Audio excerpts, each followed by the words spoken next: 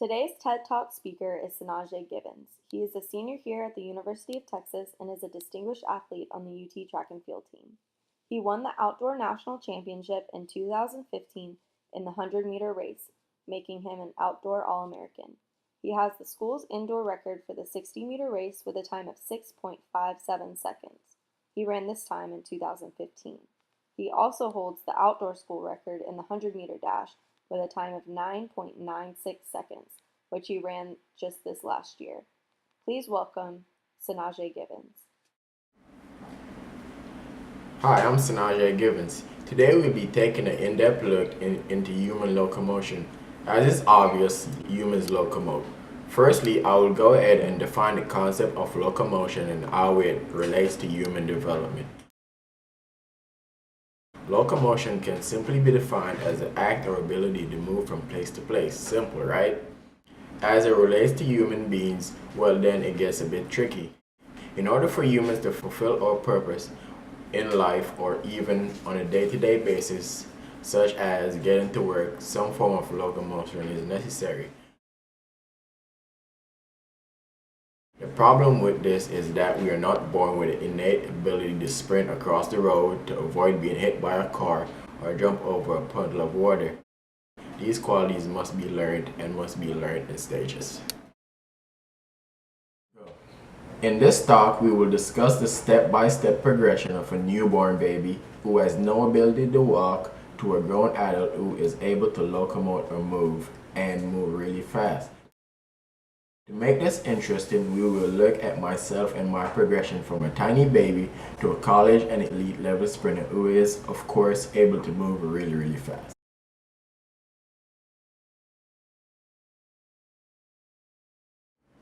You see, contrary to cartoons such as the Rugrats or Tiny Toons, I was not born with the innate ability to move, me along with all of you guys.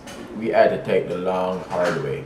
At birth, our bodies are so weak and fragile that it takes time to reach various milestones before we are able to move independently. Firstly, we must develop enough strength to move our small bodies. Now, let's look at the first form of attained human locomotion we achieve in life: creeping or crawling. Creeping is simply locomotion on the hands and knees, while crawling is locomotion on the hands and the stomach. This form of locomotion started for me at 6 months, 2 months earlier than the norm of 8 months. I was basically trying to get a head start on the competition. Fast forward to 9 months, most babies begin to feel the desire to start walking. Most babies take their first steps between 9 to 12 months. To aid in my desire to walk, my mom introduced me to a baby walker. This allowed me to walk even though I did not have the physical strength to move about to do so. By 1 year and 6 months, I was versed in walking. I was not a pro, but I was able to move. To define walking, simply put, it is a 50% phase-in relationship between the leg as well as a period of double support followed by a period of single support. My ability to walk was solidified right on time. For at age 2, being the son of 2 teachers, believe it or not, I was enrolled in school back home in Jamaica. There are rate-limited factors to them achieving the ability to walk. To be noted, this milestone may be delayed but will eventually be achieved. Rate limiters may include factors such as the environment, the socioeconomic status of the family with the child, and of course, the health status of a child. This is evident in children with Down syndrome as they achieve this milestone at around 25 months, around 2 years. Back to my story. At 2 years old, being enrolled in basic school, the equivalent of what Americans call kindergarten, I was surrounded by kids twice my age. Simply put, there were 4 and I was 2.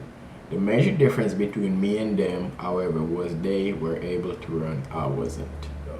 Running in layman's terms is basically like walking. It has a 50% phase-in relationship between the legs. Unlike walking, running has a period of flight, during which neither foot is in contact with the ground.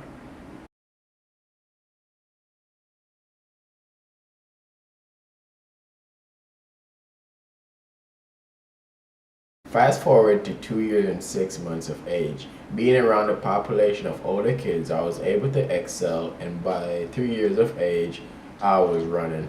and moving at their pace to say the least.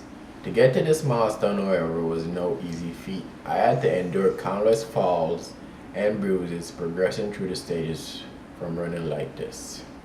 Running with rigid limbs and minimal range of motion to being this guy, a young sprint sensation. From there on, I only got better as I aged and gained more muscular strength, incorporating various training methods such as weightlifting and plyometric training.